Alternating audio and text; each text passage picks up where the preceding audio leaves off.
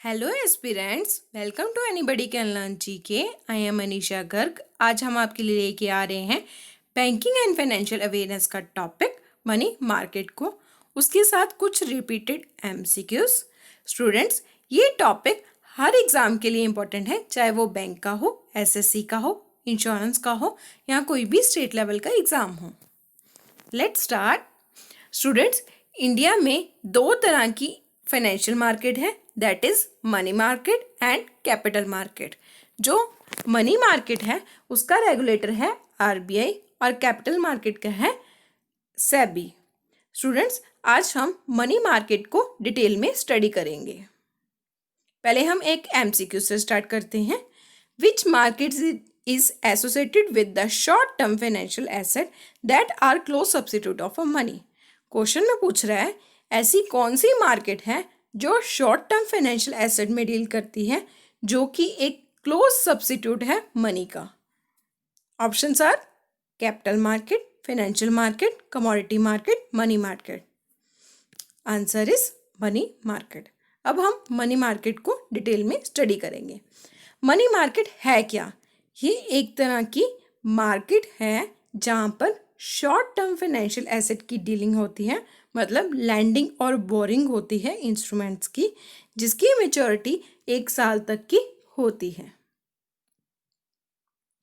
Next, अब हम money market के इंस्ट्रूमेंट्स को डिस्कस करेंगे डिटेल में। स्टूडेंट्स, आप हमें फॉलो करना ना भूलें हमारे YouTube channel anybody can learn GK. आप हमें टेलीग्राम, फेसबुक और इंस्टाग्राम पर फॉलो कर सकते हैं और इस वीडियो की पीडीएफ आपको टेलीग्राम ग्रुप पे मिल जाएगी। हम अपनी वीडियो हर ट्यूसडे, थर्सडे, फ्राइडे और संडे को अपलोड कर सकते हैं। ये सब है मनी मार्केट के इंस्ट्रूमेंट जो हम आगे डिस्कस करने वाले हैं। Under notice money market, fund are transact for the period between। जो नोटिस मनी है मनी मार्केट में, उसके जो फंड की जो ट्रांजेक्शन्स होती हैं वो कितने पीरियड के लिए होती हैं? The answer is 2 to 14 days। अब हम इसको डिटेल में स्टडी करेंगे। स्टूडेंट्स, कॉल पहले हम डिस्कस करेंगे। कॉल मनी, कॉल मनी क्या होती है? जैसे बैंकों को पैसों की ज़रूरत पड़ गई किसी दिन कि मतलब हमें फास्ट पैसे चाहिए, तो बैंक क्या करेगी? कॉल मनी के लिए डिमांड करेगी। जैसे फॉर एग्जांपल एसबीआई है, उसे पैसों की ज़रूरत है, वो क्या करेगी? पीएनबी से बोलेगी मेरे को इतने पैसे दे दो तो मैं आपको ओवरनाइट रिटर्न कर दूंगी। तो कॉल मनी स्टूडेंट्स आपको याद रखना होगा, जो कॉल मनी है वो सिर्फ 1 दिन के लिए दी जाती है, और अगर उससे ज़्यादा टाइम पीरियड के लिए चाहिए तो क्या है? Notice money. नोटिस मनी का पीरियड होता है 2 to 14 days, और एक होती है टर्म मनी जिसका पीरियड होता है मोर देन 14 days। स्टूडेंट्स, और ये जो कॉल मनी है ये very short term liquidity requirement के लिए होती है, और इसके लिए कोई कोलेटरल की रिक्वायरमेंट नहीं होती, और ये जनरली यूज़ की जाती है कैश रिजर्व रेशो रिक्वायरमेंट के लिए। स्टूडेंट्स, अब आप सोच रहे होंगे कैश रिजर्व रेशो क्या होती है? आप हमारे मॉनेटरी मार्केट के चैप्टर को पढ़ सकते हैं। इसकी आपको वीडियो हमारे यहाँ पर जाके एक आपको बेल आइकन मिलेगा, वहाँ पर क्लिक करके आप मॉनेटरी पॉलिसी को देख सकते हैं। नेक्स्ट, अब इसके रिलेटेड एक क्वेश्चन पढ़ते हैं। Which is the maximum amount of CD can be issued by the bank or FI? 1 lakh, 10 lakh, 5 lakh, no limit। The answer is no limit। अब ये आप सोच रहे होंगे ये CD क्या होता है, FI क्या होता है? अब हम इसको डिटेल में स्टडी करते हैं। स्टूडेंट्स, बहुत ध्यान से सुनिए। CD मतलब होता है सर्टिफिकेट ऑफ डिपॉजिट। स्टूडेंट्स, आपको याद रखना होगा, CD शॉर्ट फॉर्म भी इसकी याद रखनी होगी। ये कब आया? 1989 में। स्टूडेंट्स, इसमें ये कौन इशू करता है? ये कोई भी शेड्यूल कमर्शियल बैंक इशू कर सकता है, लेकिन एक्सेप्शन है इसमें, RRBs जो हैं वो इशू नहीं कर सकते, और ऑल इंडिया फाइनेंशियल इंस्टीट्यूशंस, इसे शॉर्ट में बोल सकते हैं FI। और इसमें इन्वेस्ट कौन करता है? वो है इंडिविजुअल, कॉर्पोरेट्स, कंपनीज, ट्रस्ट और कोई भी एसोसिएशन है वो डीलिंग करती हैं। और इसकी मेच्योरिटी होती है मिनिमम 7 डेज और मैक्सिमम 12 मंथ। स्टूडेंट्स, ये बैंक के लिए है। अगर फाइनेंशियल इंस्टीट्यूशन है उसकी मेच्योरिटी होती है फॉर 1 ईयर और मैक्सिमम होती है 3 ईयर। स्टूडेंट्स, अगर फॉर एग्जांपल अगर पेपर में पूछ लिया जाए कि सर्टिफिकेट ऑफ डिपॉजिट की मेच्योरिटी कितनी है और ऑप्शन में सब दिया हो, तो अगर पूछा हो मैक्सिमम कितनी है तो आपको यही आंसर देना है 12 मंथ, अगर कुछ भी स्पेसिफिकेशन नहीं दी गई है। स्टूडेंट्स, इसमें मिनिमम अमाउंट कितनी होती है? 1 लाख और उसके मल्टीपल्स, जैसे कि 1 लाख, 2 लाख, 3 लाख, कभी भी जैसे 1.5 लाख कभी नहीं होएगा, हमेशा इसके मल्टीपल में होएगा। और इसकी मैक्सिमम लिमिट क्या है? इसकी मैक्सिमम लिमिट कोई भी नहीं है, जो कि हमने क्वेश्चन में पिछले पूछा गया था। आई होप आपको ये समझ आ रहा होगा। ये एक स्पेसिमेन है, आप देख सकते हैं। नेक्स्ट अब है commercial papers. Students, commercial paper भी बहुत इंपॉर्टेंट है। ये कब आया है? 1990 में। और ये कौन इशू करता है? कॉर्पोरेट्स और all India financial institution. Students, जो सर्टिफिकेट ऑफ डिपॉजिट है वो बैंक इशू करते हैं, लेकिन जो कमर्शियल पेपर है वो एक बड़ी बड़ी फॉर्म्स जैसे रिलायंस होगी, ये TCS होगी, अब इनको पैसों की ज़रूरत है, वो क्या करते हैं? कमर्शियल पेपर इशू कर देते हैं। ये वही चीज़ है। और स्टूडेंट्स, इसमें फॉर्म्स जो हैं, अगर आप सोचोगे कि अब तो कोई कॉर्पोरेट्स की बात कर दी, कोई भी इशू कर सकता है, ऐसा नहीं है। स्टूडेंट्स, जो कंपनी है जो कमर्शियल पेपर इशू कर रही है उसकी जो नेटवर्थ है वो 4 करोड़ से कम नहीं होनी चाहिए, तभी वो कमर्शियल पेपर इशू कर सकती है मार्केट में। स्टूडेंट्स, इसकी मेच्योरिटी हमेशा मिनिमम 7 डेज है और मैक्सिमम 12 मंथ्स है। और ये अनसिक्योर्ड मनी मार्केट इंस्ट्रूमेंट है। क्यों? क्योंकि कंपनीज हैं, उनका कुछ पता नहीं है क्या होएगा क्या नहीं होएगा, तो ये एक तरह की अनसिक्योर्ड मनी मार्केट इंस्ट्रूमेंट है। और इसकी मिनिमम अमाउंट कितनी है, कितने रुपीस के निकाल सकते हैं? वो 5 लाख और इसके मल्टीपल्स में भी। ये है इसका स्पेसिमेन। नेक्स्ट, ट्रेजरी बिल्स, जिसे हम T बिल से भी जानते हैं।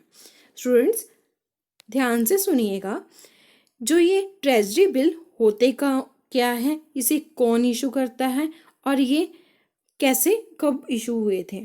स्टूडेंट्स, अगर जैसे गवर्नमेंट को पैसों की ज़रूरत होती है तो वो क्या करती है? बिल्स निकालती है मार्केट में, जिसे बोलते हैं ट्रेजरी बिल। और ये कौन इशू करता है? ये इशू करता है RBI। इससे क्या है? गवर्नमेंट अपनी शॉर्ट टर्म रिक्वायरमेंट को पूरा करती है। और ये फर्स्ट टाइम इशू कब किए गए थे इंडिया में? ये किए गए थे 1917 में। और स्टूडेंट्स, ये बिल हमेशा डिस्काउंट पर इशू होते हैं। फॉर एग्जांपल, जैसे एक 100 रुपये का ट्रेजरी बिल है, तो लेट्स सपोज उस पर 10% डिस्काउंट है, तो ये कितने रुपए का पड़ेगा? ₹90 का। और ये जो रिडीम होते हैं वो होते हैं एट अ पार, मतलब जैसे 100 रुपीज़ का था तो वो 100 में ही मिलेगा। और इसकी मिनिमम अमाउंट होती है 25,000 रुपीज़। स्टूडेंट्स, और इसके मल्टीपल्स में ही हमेशा इशू किया जाता है। स्टूडेंट्स, इसकी मेच्योरिटी 91 डेज, 182 डेज और 364 डेज होती है। स्टूडेंट्स, ये मैंने जो बता रही हूँ ये कंप्लीट इंफॉर्मेशन है, आप इससे बाहर एक भी क्वेश्चन नहीं आएगा। ये स्पेसिमेन है। नेक्स्ट, अब है कैश मैनेजमेंट बिल। ये कब इशू किए गए थे फर्स्ट टाइम? मई 12, 2010 में। अब सेंट्रल गवर्नमेंट को शॉर्ट टर्म रिक्वायरमेंट है, मतलब जैसे जो ट्रेजरी बिल है उससे मतलब 90 डेज के ऊपर होता है, तो अगर गवर्नमेंट को उससे पहले रिक्वायरमेंट है तो वो क्या करती है, कैश मैनेजमेंट बिल इशू कर देती है ताकि इमीडिएट रिक्वायरमेंट्स को पूरा किया जा सके बाय सेंट्रल गवर्नमेंट। स्टूडेंट्स, ये हमेशा लेस देन 91 डेज के लिए इसकी मेच्योरिटी होती है और ये बेसिकली मिसमैनेजमेंट जो हो जाती है कैश फ्लो की, वो गवर्नमेंट मीट करने के लिए इशू करती है। नेक्स्ट, अब है ways and means advances. Students, ये टॉपिक आप बहुत ही ध्यान से सुनिए, इसमें कुछ न्यू पॉइंट्स भी ऐड हुए हैं। ये किस सेक्शन के अंडर आता है? Section 17 sub section 5 of RBI act 1934। और जो ये वेज एंड मीन्स एडवांसेस है, ये बहुत सेंट्रल गवर्नमेंट और स्टेट गवर्नमेंट की फैसिलिटी ले सकती है और ये बोरो किससे करती है? आरबीआई से। जो पहले इंस्ट्रूमेंट थे वो सिर्फ सेंट्रल गवर्नमेंट इशू कर रही थी, अब क्या है, ये वेज एंड मीन एडवांसेस के थ्रू सेंटर और स्टेट गवर्नमेंट दोनों पैसे ले सकती हैं। ये बेसिकली किस लिए होता है? ताकि to help them over temporary mismatch in cash flow of their receipt and expenditure. अब हम इसको डिटेल में स्टडी करते हैं, ये कितने कितने परसेंट है और कितने कितने ये रेट्स पे दिया जाता है। अब ध्यान से सुनिए, जो वेज एंड मीन्स एडवांसेस हैं, लेट्स सपोज गवर्नमेंट को पैसा चाहिए तो गवर्नमेंट क्या बोलेगी? आरबीआई को बोलेगी मेरे को पैसा चाहिए वेज एंड एडवांसेस के थ्रू, तो गवर्नमेंट क्या करती है, उन्हें 90 डेज का टाइम देती है। ठीक है, तो जो इंटरेस्ट रेट है वो हमेशा रेपो रेट के बराबर होता है और अगर गवर्नमेंट अगर 90 डेज में रीपे नहीं कर पाती है तो इसमें ओवरड्राफ्ट की फैसिलिटी होती है। जो ओवरड्राफ्ट की जो इंटरेस्ट रेट होता है वो हमेशा रेपो रेट प्लस 2% हमेशा होता है और जो ओवरड्राफ्ट है वो मैक्सिमम 5 वर्किंग डेज में ही मिलता है। और इसके पहले जो गवर्नमेंट स्टेट गवर्नमेंट के लिए क्या था कि आपको मैक्सिमम 14 दिन के लिए टाइम दिया जाएगा, अब लेकिन कोविड-19 की वजह से गवर्नमेंट ने 21 डेज कर दी गए हैं। नेक्स्ट, ये कोविड-19 की वजह से जो आरबीआई ने जो लिमिट है वो चेंज कर दी है।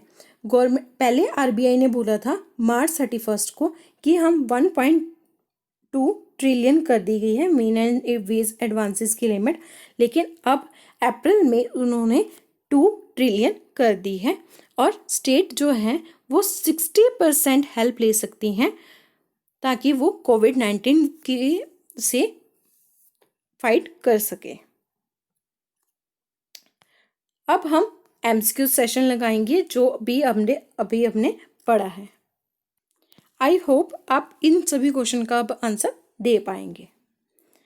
First question is, who is the following is not permitted to investment in the certificate of deposit? Options are individual, corporates, portfolio investor और अ कंपनी। जो हमने सर्टिफिकेट ऑफ डिपॉजिट पढ़ा था उसमें जो इन्वेस्टर हैं उनमें से इन ऑप्शन में से कौन सा नहीं है?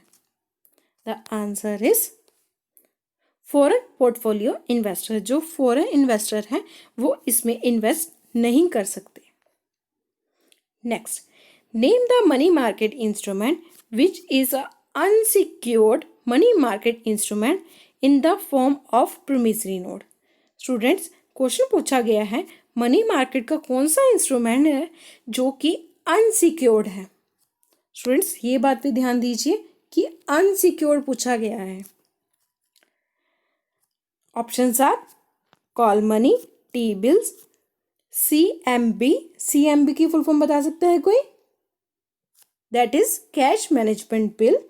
Next is commercial paper. The answer is commercial papers, क्योंकि ये एक कॉर्पोरेटिव इशू करते हैं ना कि बैंक्स, तो ये क्या है? अनसिक्योर्ड है. Next, financial institutions can issue certificate of deposit for a period not less than 1 year and not exceeding dash from date of issue. जो फाइनेंशियल इंस्टीट्यूशन हैं वो सर्टिफिकेट ऑफ डिपॉजिट कितने से लेके कितने पीरियड तक इशू करते हैं? 1 ईयर तो उन्होंने ऑप्शन में बताया है, आपको बताना है कि वो कितने तक के लिए इशू होता है, मतलब मेच्योरिटी कितने तक की होती है. Options are 1 year, 2 year, 3 year, 4 year. The answer is 3 year. आप सर्टिफिकेट ऑफ डिपॉजिट की डिटेल देख सकते हैं, यहाँ पर मेंशन है. और अगर बैंक्स के लिए पूछा जाए तो वो होता है मैक्सिमम 1 ईयर, और अगर फाइनेंशियल इंस्टीट्यूशन है तो 3 years. Next, when were the commercial paper introduce in India? कब कमर्शियल पेपर इंट्रोड्यूस हुए थे इंडिया में? The answer is 1990. स्टूडेंट्स, अगर आपसे मैं पूछूं कि सर्टिफिकेट ऑफ डिपॉजिट कब इंट्रोड्यूस हुए थे, वो हुए थे 1989 में, और जो कमर्शियल पेपर है वो 1990 में. नेक्स्ट क्वेश्चन है, financial institution can issue certificate of deposit for a period not less than 1 year, not exceeding dash from the date of issue. 1 year, 2 year, 3 year, 4 year. The answer is 3 years. ये question repeat हो गए हैं. Next, interest is usually paid on the money market instrument. Options are at maturity, on a request, मतलब जैसे बोल दिया कि आज अभी हमें इंटरेस्ट दो. ट्वाइस इन ईयर, मतलब हाफ ईयरली. नेक्स्ट है एनुअली, या फिर all of this. The answer is eight maturity. जब इंस्ट्रूमेंट की मेच्योरिटी हो जाती है तभी इंटरेस्ट पेड किया जाता है. नेक्स्ट क्वेश्चन पूछा गया है कि इन ऑप्शन में से मनी मार्केट का इंस्ट्रूमेंट कौन सा नहीं है. आई होप आप इसका आंसर डेफिनेटली दे पाएंगे अगर आपने मेरी वीडियो को ध्यान से देखा है. Options are treasury bill, commercial paper, certificate of deposit, या फिर equity share. The answer is equity share. जो इक्विटी शेयर है वो है कैपिटल मार्केट का इंस्ट्रूमेंट है, ना कि मनी मार्केट का. नेक्स्ट, गवर्नमेंट ने अभी recently ways and means advances की लिमिट चेंज कर दी गई है for a central government for first half financial year 2021. Half financial year का यहाँ पर मतलब है अप्रैल से लेके टू सितंबर, मतलब 6 months. The answer is 2 lakh crore rupees. Students, I hope आपको ये सेशन हमारा पसंद आया होगा. वीडियो को लाइक करना ना भूलें और सब्सक्राइब करें और ज़्यादा से ज़्यादा शेयर करें ताकि हम आपके लिए और अच्छा कंटेंट ला पाएँ. Thank you.